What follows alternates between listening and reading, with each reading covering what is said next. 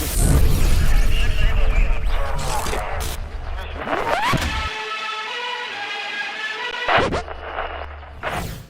de Jager, thank you for joining me in the trenches. Oh, what a privilege to be on your show again, Jeremy. Thank you for inviting me.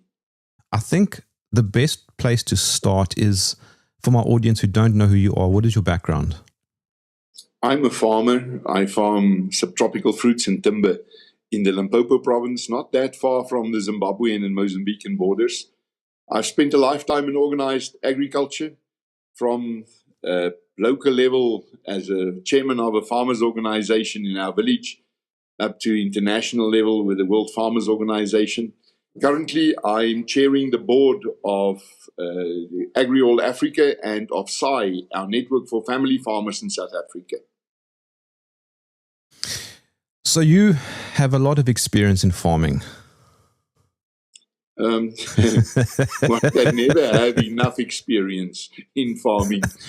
Farming is not the same from this season to that season. And there are no two farmers in the world who farm the same. But yes, I've been farming since 1997. It's a calling. And it's a blessing, and it's a privilege. It is great news for me that you now have a baby in the house, Jeremy. But let me tell you, thank you. There's no greater joy than raising a child on a farm, letting them sit on your shoulders, introducing them to nature, helping them to develop that love for Mother Nature. So when we talk about farms or a farmer here in South Africa, what are we talking about? There are three kinds of farms here, like on the rest of the continent, just in different mixes. So the vast majority of our farmers, people who eke out a livelihood from the soils, are smallholder farmers, and many of them in the deep rural areas, in the communal areas. We have just more than 2 million of them in South Africa, and they produce for themselves, for their own consumption, and they trade a little in their local communities, and the linkage to market is mostly hawkers or direct marketing. And then you have your small and medium-sized enterprises, of which there are about 32,000, typically family farms, and they would produce for the local markets in Johannesburg, Pretoria, Cape Town, Durban, but they would also export. And never in our lifetime have we had a year in which we were not a net exporter of food in South Africa. We've always been a net exporter. And then we have these mega farmers and corporate farmers, and lately more and more of them, where big companies and even sometimes multinational companies start to farm. And when they do so, they don't support the local bookkeeper in the small town, the local lawyer, the local distributor of fertilizer or agrochemicals. So their contribution to the growth of the rural areas and to counter urbanization is actually very little, if any. And we cannot really compete against these big companies, because in agricultural production, size matters. Hence, our organization, SAI, which try to promote and protect the interests of your typical family farmer. And in our context, a family farmer is not big or small, is not rich or poor, is not white or black, is not a newcomer or a well-established farmer. It is a family making a living from the soil. Okay, so if we talk about farms or farmer tax, for example, in South Africa, we are mostly referring to commercial farming. Is that right? Yes, it is that middle group, the farmers who are farming for profit, who are farming to produce surpluses and to sell it mostly into cities or export it. It is those farms where there's a board, a sign at the gatepost with the name of a farm and a family's name on it. How many are there, more or less? 32,000, of which more or less 10% of the successful ones are now black farmers, are beneficiaries of land reform, or who entered through their own investment on land and equipment. But the rest, it takes more than one generation to set up a farm. Typically, you would have someone who decide to buy a farm, and he spends a lifetime to pay it and to develop it and to get all the equipment together. And it literally takes a lifetime. Then his children, because they know the farm and they have the experience and they don't have the burden of the capital outlay, usually they go big.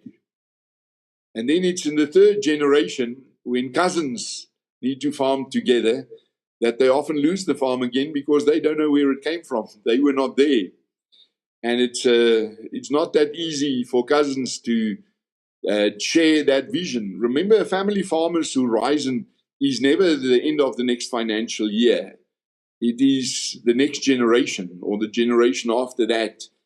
And you need to be focused for more than a lifetime to get there.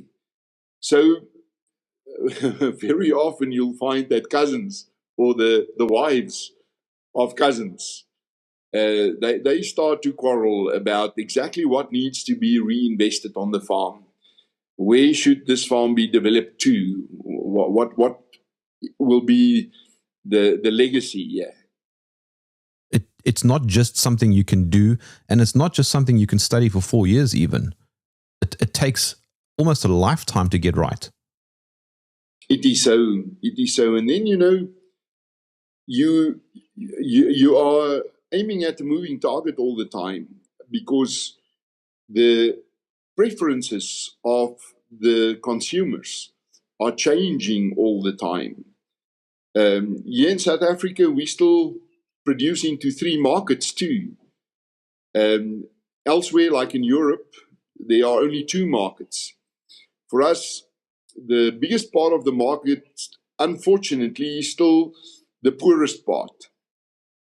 Those families where food security are an issue, where it's an issue, where they don't necessarily know what they will eat tonight. What they will eat will very much depend on what is affordable and what is close by.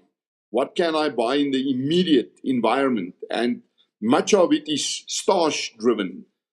It's only when you break out of poverty and move into the middle class that the consumer bother about the mix on the plate. How healthy is it? How nutritious is it? What's the relationship between proteins and the rest? There must be meat and vegetables and starch, etc. And then at the top end of the market, that consumer want to make a difference with their buying power on biodiversity, on climate change, on nature conservation. So they want to know, how was this pig treated before it was slaughtered? What kind of accommodation did it have? And they want to scan a barcode to see the history of production. What was sprayed on these fields or on this fruit? What kind of herbicide or insecticide was used? And hence, they will pay even more, but to ensure that nature friendliness was applied in the production process. Now, the export market has very strict regulations on that. It costs a lot. You must invest a lot to be able to meet all those criteria. And in this middle group of farmers, the family farmers who are commercial, they still produce into all 3 these markets. A topic that always comes up, which I think we must deal with, is how how it came to be that the majority of South African farmers are white. Yeah, remember, whites came here to farm. In the middle 1600s, the Dutch Indian company, they decided to set up a halfway station between Europe and the Middle East because they needed fresh produce for the ships. So the ships would dock here, replenish the food, and sail on.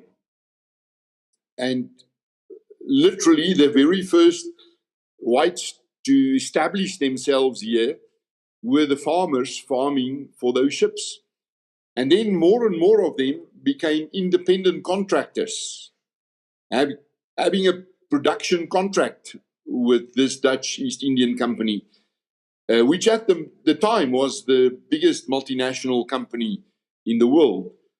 And then they started to expand further and further away from Cape Town. And then they started to clash with the authorities. The British also came here, and they were not that friendly towards these farmers of Dutch, German origin, French origin. And remember, when they came here, they found the Khoisan, who were hunter-gatherers, not farmers. And as they expanded, they met with the Bantu tribes who came from Central and West Africa. They moved downwards, and they met more or less where the Eastern Cape is today, on the Kai River. And these clashes were often violent. You have two different kinds of societies, two different kinds of value systems, two cultures. And then here in the early 1800s, when the British took over again, these farmers decided not to be under British rule. And they moved up north through the Great Trek. Now, up north, you had many different tribal entities. Some of them were very friendly, like the Vorolombo Seleka in the Eastern Free State, where most of the Treks stayed over for a while, fixed their wagons again. But there were vast empty spaces in between. And because they had guns, and because they had a much modern approach to warfare, very often they were given land as a buffer zone between conflicting tribal entities. So there are quite a number of these tracts, these agreements between tribal authorities and the old voortrekkers to settle on specific areas to be a buffer between between conflicting tribes.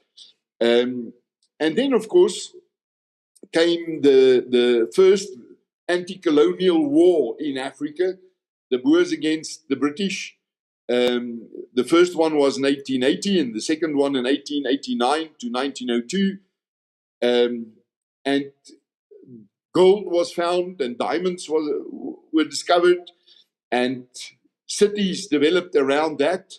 Many people were brought in from the deep rural areas to work in those mines. And urbanization started to happen. And then came apartheid. Apartheid actually was a scheme by which it was decided that each tribal entity will live and stay on their own land. So you had these homelands where tribal entities could do their own thing. And to live or work outside those areas, you needed a kind of a permit. There was also, in those times, a lot of money invested in developing those homelands to develop industry, but also agriculture. And some of our most successful commercial black farmers actually come from that era where they had for generations been farming as families. Hence, the successful farmers in the Northwest Province, in the Eastern Cape, in KwaZulu-Natal, in the northern and eastern parts of Limpopo today. And then came democracy in 1994. And by that time, around 14% of the total land area in South Africa was these homelands. And another, more or less 25%, was government-owned land, such as the enormous parks we have, the Kruger National Park, the Kalahari Gemsbok Park, and also belonged to mines, churches, and these. And around 75% or 75,000 hectares. That is, we have 122 million hectares in South Africa, of which about 75 million hectares was in the hands of white farmers. Now remember, half of our country is a semi-desert, is very dry. The Karoo, the Kalahari, up to the Swartland, and there you can only farm extensively with sheep. Here and there you would find some indigenous cattle and so, but our high potential soils is more or less 7% of our total area, and that is in the east. That's also where we had these homelands. Hence, to say today, for example, but still nearly half of all the land is in the hands of whites. You are comparing a hectare of semi-desert now with a hectare of high potential land. And that's unfair. Where I farm in Tsenin, you can have a bigger turnover on 10 hectares of land than what you can with 1,000 hectares in the Karoo. 1 hectare does not equal 1 hectare when you compare east and west. So most of the land reform happened in the high potential lands. And unfortunately, we did not have much success with land reform. If I say we did not have success, maybe it is because we used the wrong measurement. We measured hectares. Every year in Parliament, our government would report that we have now moved this number of hectares from white hands to black hands, instead of measuring the number of profitable black farmers they've put on that land. And now I must also say to you, I want to see the white farmers who can make a success out of the conditions in which we expect beneficiaries of land reform to make a success, because these guys do not get ownership of the property. They become tenants on government-owned land. And if you do not have a title deed, you don't have collateral, you cannot go to a bank to get a loan for production purposes. They are all dependent on a government department to give them grants with which they need to buy seed, fertilizer, mechanization, diesel, pay the electricity and their wages. And the bank, the government is not a good bank. Some of our members in SAI, whom we assisted to apply for these grants in 2019, only got theirs in February this year. So what were they supposed to do in the meantime? They are delivered to failure. And this is also why, in government's own account, 90% of these projects have failed. It's actually a system that is failing us. But unfortunately, we are picking up the bill for it because it causes a lot of tension. And it creates two new classes of farmers. White farmers who own their own land and who are under pressure, and they are successful. They are some of the most competitive farmers in the world. And black farmers who never own their own land, they are doomed to be tenants forever. and it's impossible for them to become competitive, and there's even tension between them. I think the first and most important criteria for the establishment of new entrants into our profession is that you need to select people who choose to be farmers, who want to farm. I can tell you in our organization in SAI, where we work with all the universities, the student organizations are all part of our structure, and we pay a lot of attention and spend a lot of effort to schools, especially in the rural areas. Our ambition is not to lure more youngsters into this profession. Our ambition is to recruit the brightest young minds into this profession, because agriculture has become a very complex profession. You need to be good at everything: human resources management, financial planning and management. You need to be an agronomist. You need to understand chemistry. Hence, to be competitive, to be able to produce the preferred product on global markets, on shelves and shops, you need to compete with the best other farmers in the world. And hence, we spend so much of our time and effort to try to recruit the brightest young minds to choose agriculture as a career. Any other approach will be disastrous, and we will only see it in 10 or 20 years from now. And then a variable that you didn't include, which of course now is the worldwide talking point, is the danger of being a farmer. Yes, unfortunately, the safety on farms is the biggest issue which youngsters consider when they choose not to be farmers, or which young farmers consider when they choose to move away from their farms and live in towns. We have this phenomenon in South Africa of farm murders, farm attacks, and it happens literally every week. On average, we have seen around 70 farm murders per year in the last 25 years. Of course, some years we have more than that, and some years we have less than that. But on average, it's 1 in 5 days, and a farm attack more or less 1 every second day.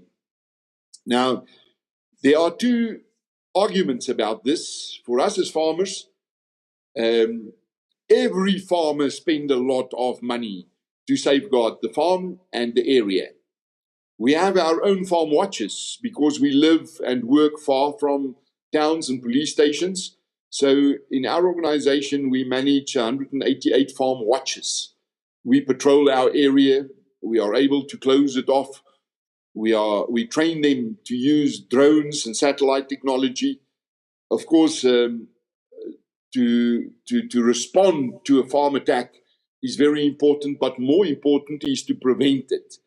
So we also have some intelligence tools which we use, and I believe that managing this trend downwards over the last 2-3 years is probably because of that. Now, some people would argue, like our government does, that this is merely an extension of a general problem we have with runaway murder statistics and crime statistics. As farmers, we don't believe that. We maintain that farm attacks, farm murders is in a special category. Not that we are that special, but we say farm attacks are different.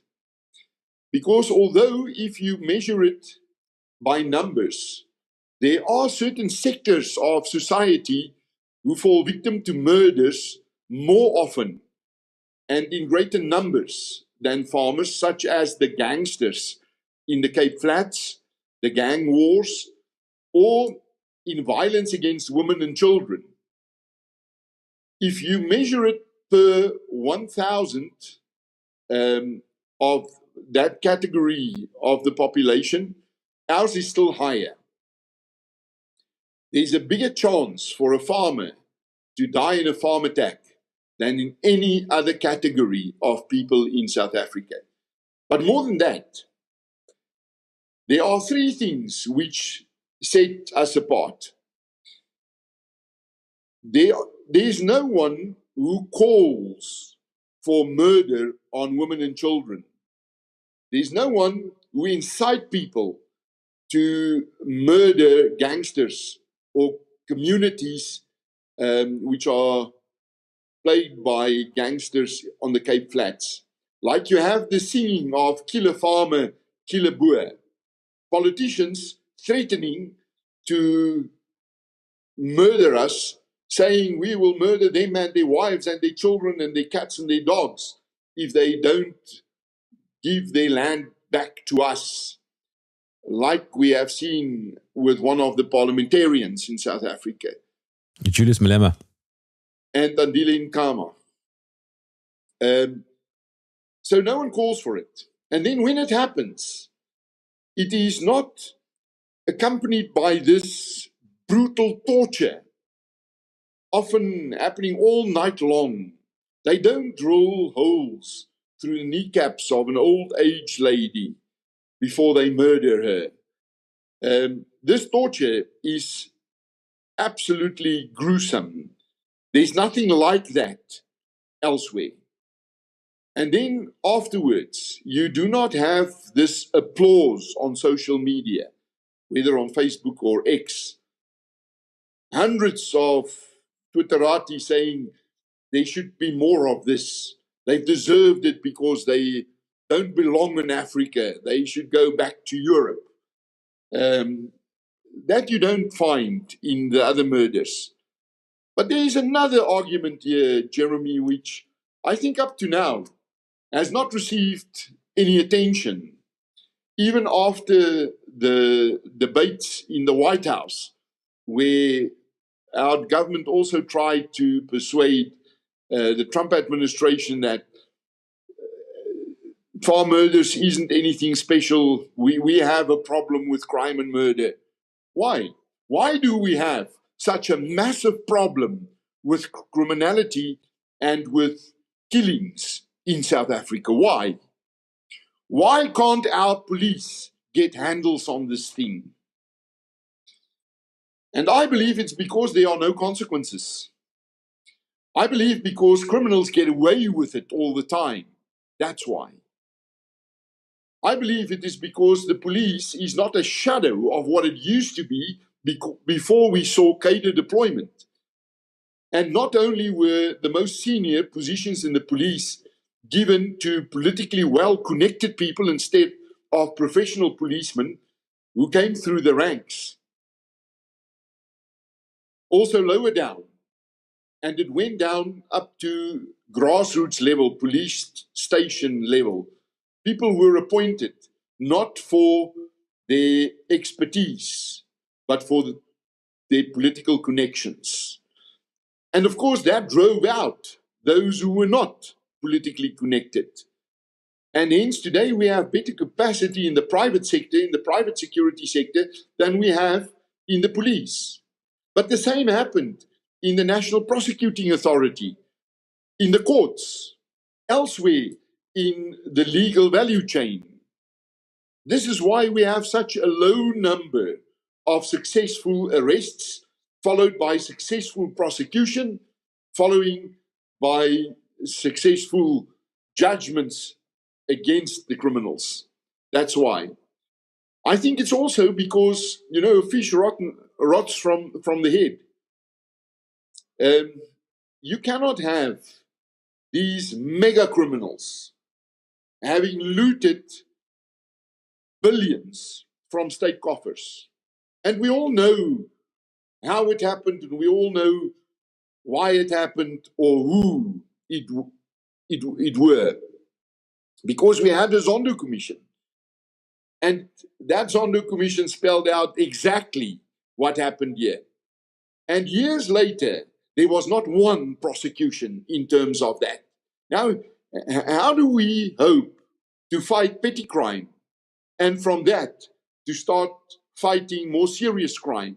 If the most serious crimes get off scot-free, simply because there's no consequences, there's not the political will to act against it. Our problem is much deeper, and it starts at the policy level, and it starts with the political will. Speaking of political will, there was an internal protection system many years ago called the Commandos, which the ANC disbanded. Is that correct? Yes. Between 2003 and 2006, all these commandos were disbanded. The benefit of the commandos was it is a civil society who took part, and it was from our heritage of the border war, where we had these commandos in every rural district. So farmers were part of these commandos, and instead of just opening it up and involving more farm workers and involving communities, other communities than the farmers, they simply closed it down. But closing that down really also brought about this situation where we had a total shutdown of safety and security capacity. Now, look at this from the angle of a farmer. Typically, there would be an incident where somebody attacked a farmyard, and the first line of defense is the farmer and his family themselves. Next, they would call on the radio, and the neighbors would rush to help them. From there, the farm watch would be mobilized, and the police would be contacted.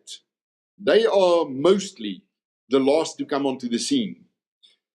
And now you have some shooting on a farmyard, but it is between private citizens. If we had a commando, or when we had a commando, you were put in service in such an incident. Even with the police reserves, which were supposed to replace the commandos. That was the promise to us. We are closing down the commandos, but we are expanding the police reserves. If this would happen and you would be put in service, you would act like someone in uniform. You would be protected by the state. You act as an agent of the state.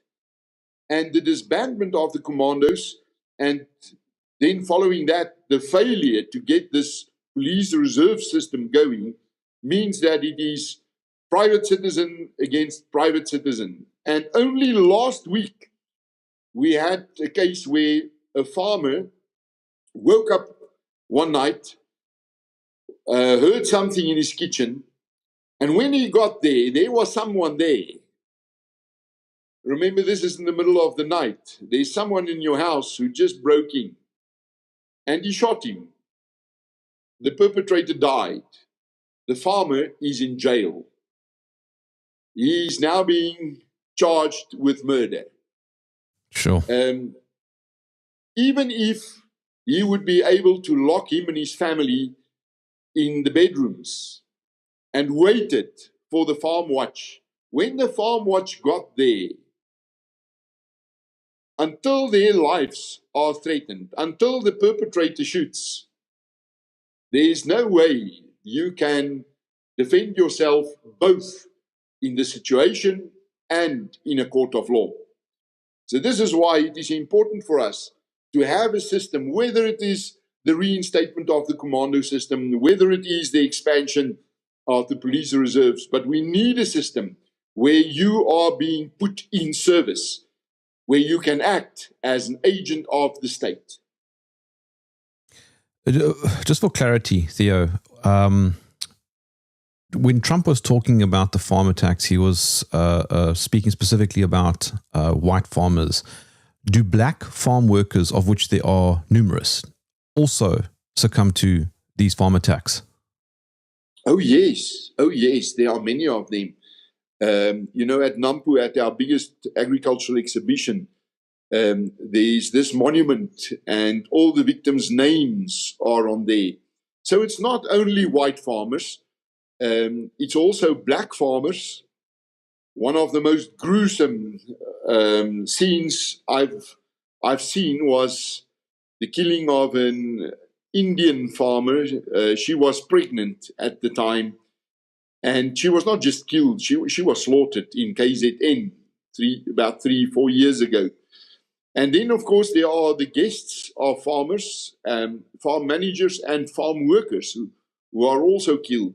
But the vast majority are white farmers. Do you think there's an agenda against it? I mean, I'm referring to Trump now. He refers to it as a white genocide. It's a very emotive term. But is there a targeted attack against white Afrikaner farmers, do you think? Well, I think one would be very naive to say there is not, because why would people sing "Kill a farmer, kill a boer"? Yeah, and just to be clear, that song has been protected by the government and the highest court in the land, and it's not sung by a handful of people either. It's sung by a large percentage of the country, and it's very specific. Kill the boer is a white farmer. Yeah, this is one of the saddest parts of our recent history, that the courts would not condemn this song as hate speech, and then even the highest court, the Constitutional Court, they did not hear us. They decided to close the doors of justice to us before they heard our case. So we have now depleted all our local remedies, and we must now take this to the international stage and seek justice elsewhere in the world to have this song be declared hate speech. But, around 3,100, 3,200 farmers have been killed over the last 30 years. And as I said, it's not only white farmers. Given that we only have about 32,000 commercial farmers in that middle bracket, the fact is that we all know someone who have been murdered on a farm. And there are way too many families who have felt it because one of their own have been killed. So for us, of course, it's emotional. And of course, we feel under threat. Whether this is a genocide or not will depend on how you define a genocide. My organization, SAI, is also the biggest voice of Zimbabwean farmers, and we are wrestling with the Zimbabwean government for compensation on land reform. But it's not only with the white farmers who lost their land since 2000, it's also the Matabele farmers who lost their land in the middle 1980s. There were 640 of them whose land was taken, and their cattle.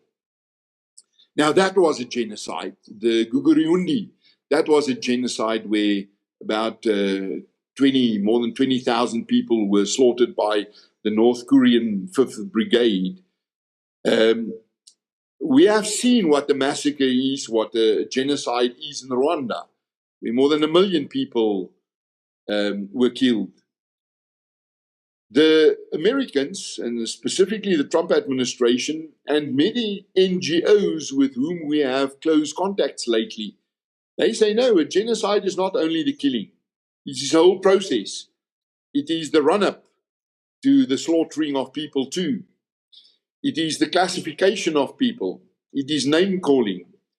It is typically songs like "Kill the Farmer, Kill the Boer" that leads to that. And you don't need to wait for the blood to flow down the streets before you call it out.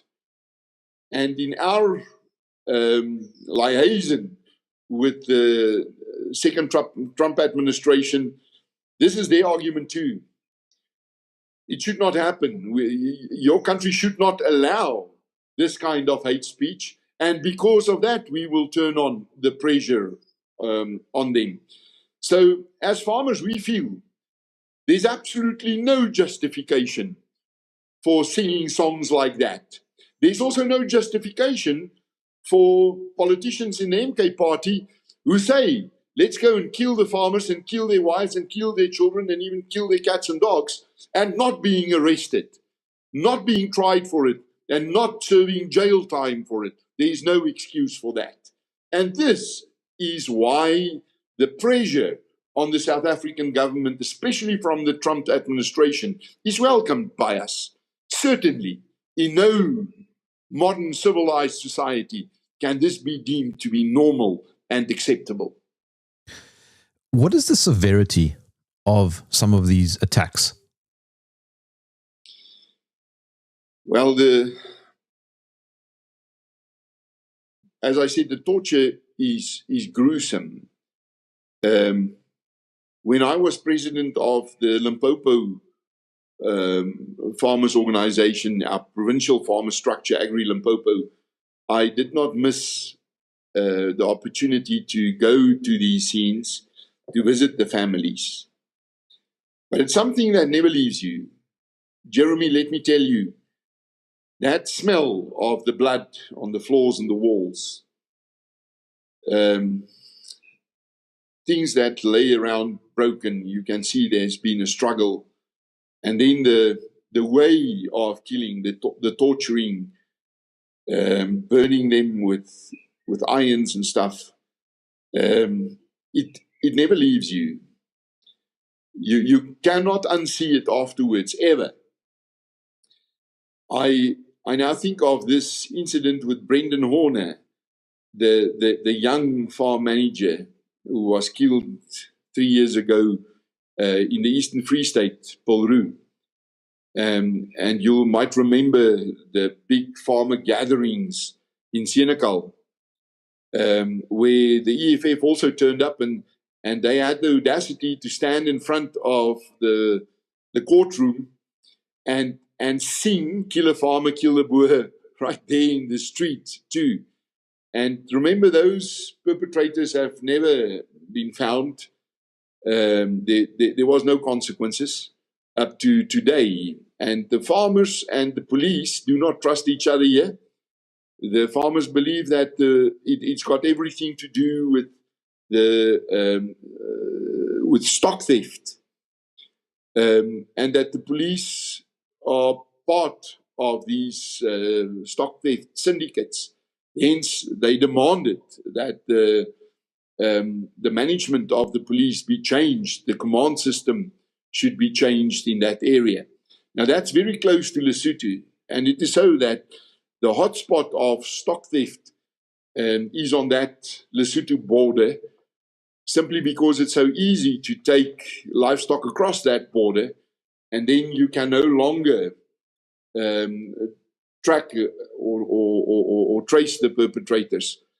There is not a farmer I know who does not have a contingency plan, who has not practiced this, having had exercises with their families to say, should something happen, this is how we will act. Know exactly where the arms and ammunition is, know exactly what to lock where and where to go, how to make sure that the women and the children are safe, getting to the radio, having panic buttons all over. And then you have your first, your second, your third, and your fourth domain, where first you safeguard the bedrooms, then the house, then the yard, then the farm.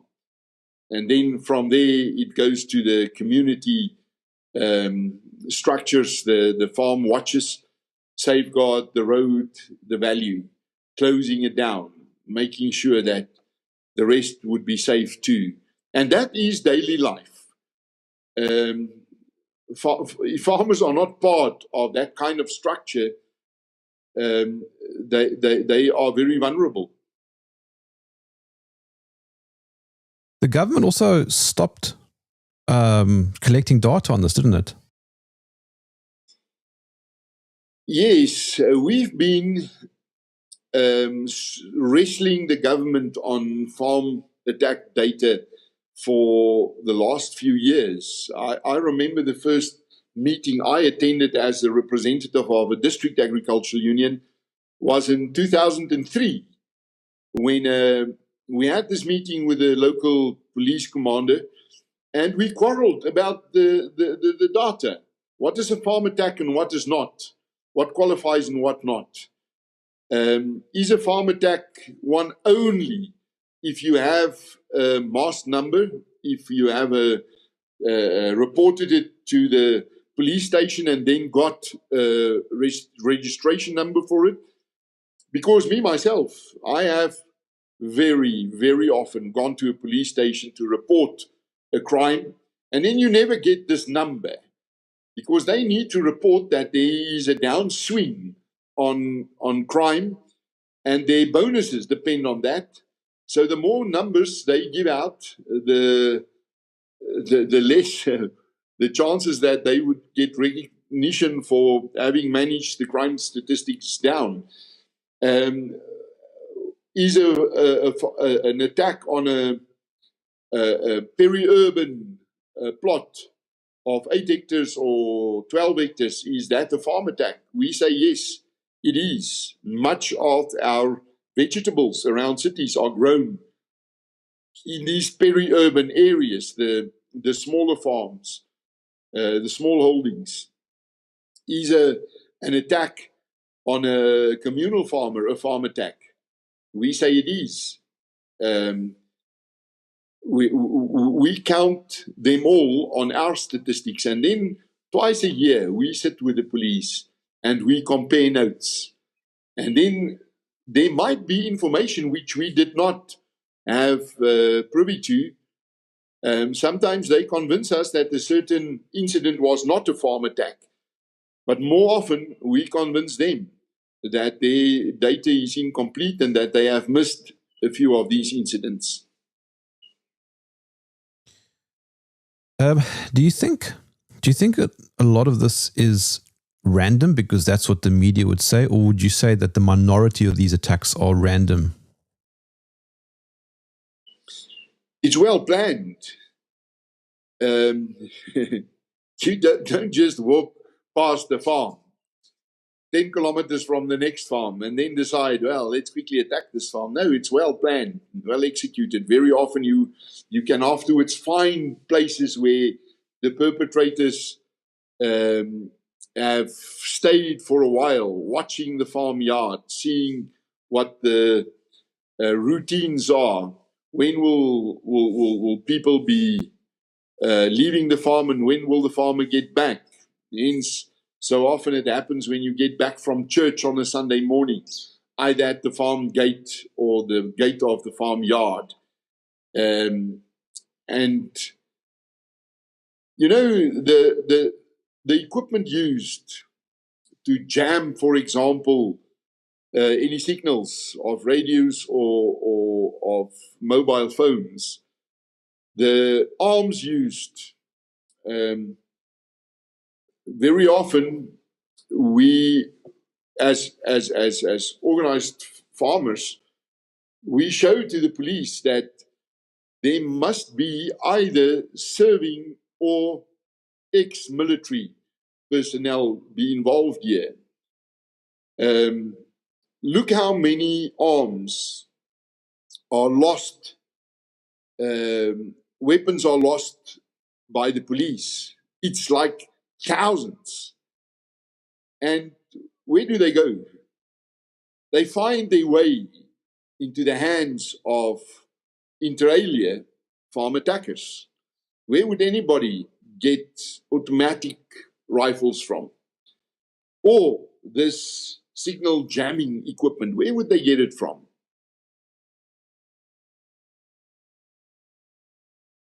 Why do you think white farmers are so hated?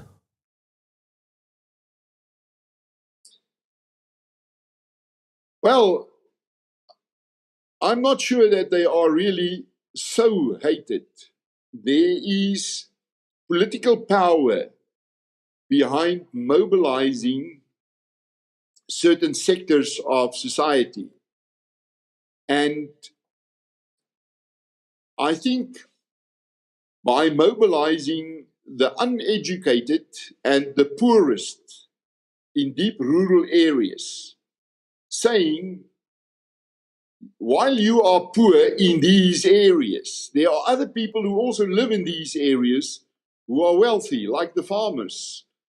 They drive cars, they give jobs, they own land. It's because you don't own land, and we will take the land from them and give it to you.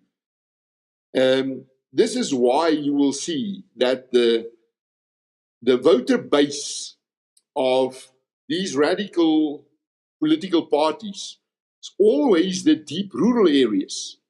The moment you have a middle class, the moment you see a class of people who now have to pay a house, a car, school fees at the end of every month, they no longer vote for those parties. They're not excited about taking people's stuff without paying them. They choose against expropriation without compensation. So they need to fuel on that hate. But we do not see it in our farmers' meetings. And we don't see it in other public spaces. We don't see it in the workplace. We don't see it on the market. We only see it really at these political rallies. And of course, then when the attacks happen, I can remind you of this guy who, in court, when he was asked, but why so brutally torture your victims before killing them? He said, because of kill a farmer, kill a boer. I was taught to hate them. You know, there are these incidences where absolutely nothing is stolen. But then there are also those where they spend the whole night to steal just about everything they can load onto a truck or a bakkie, and all the farmers' vehicles. What bothers us are actually those where nothing is stolen at all. So it was just the farm attack for the sake of a farm attack. And that is proof to us that there's something more than just an extension of a general problem with crime we have. Sometimes they write on the wall with the blood of the dead farmers. They write kill a farmer, kill a boer. Yeah, I've seen some scenes like that. Theo, why do you think the media is so dismissive of this? Well, it's especially the English media, who for many years never reported on farm attacks. The world did not believe that we have this phenomenon because the English media did not report it. And the Afrikaans media is not read elsewhere in the world. If there's one institution who really failed us when it comes to farm attacks, it is mainstream media, especially the English media. And I had a few opportunities at conferences, sitting on panels, where I confronted them with this. But you know, they say it competes with other news.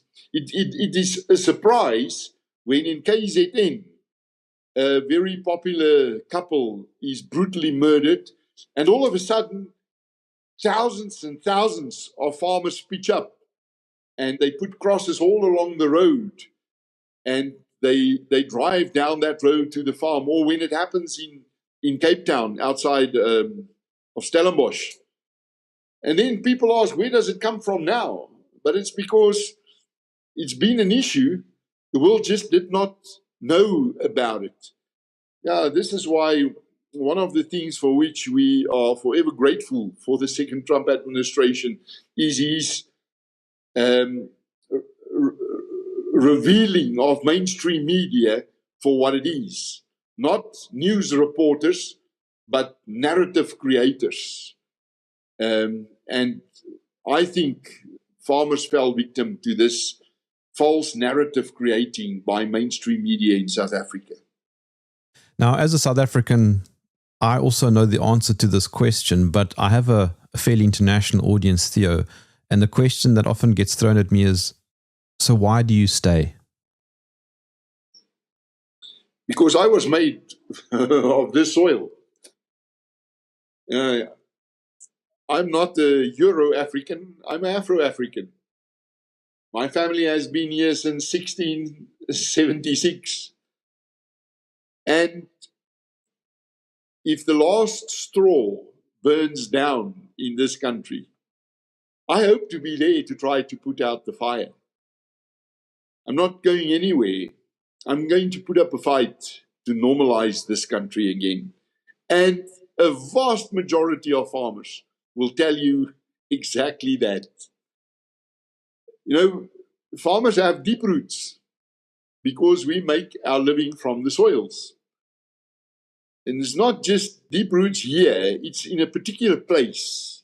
Because you're not a farmer in general who happens to find pineapples to farm avocados.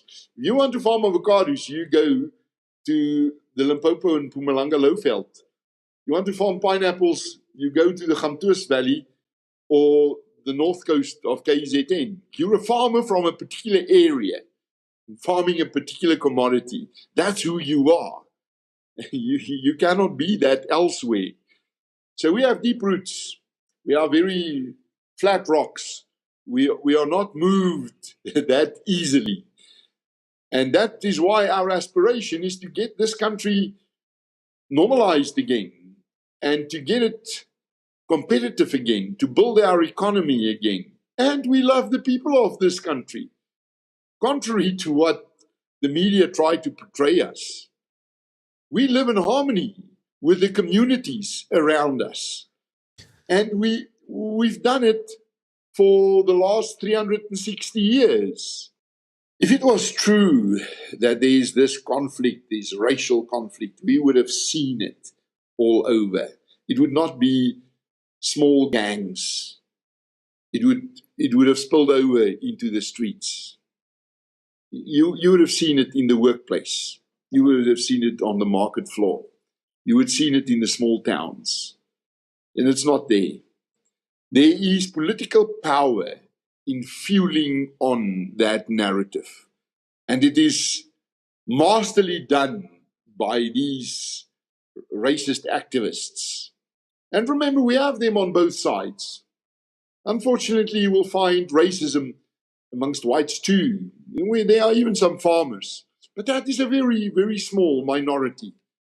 Like when it came to the vote, these radical groups, the EFF got less than 10% of the vote. And look where they got it from.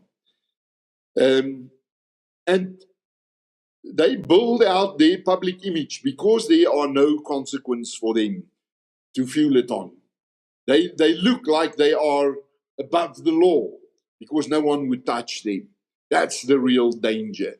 If we don't need new laws to manage this. We must just apply the law equally. There must be equality before the law.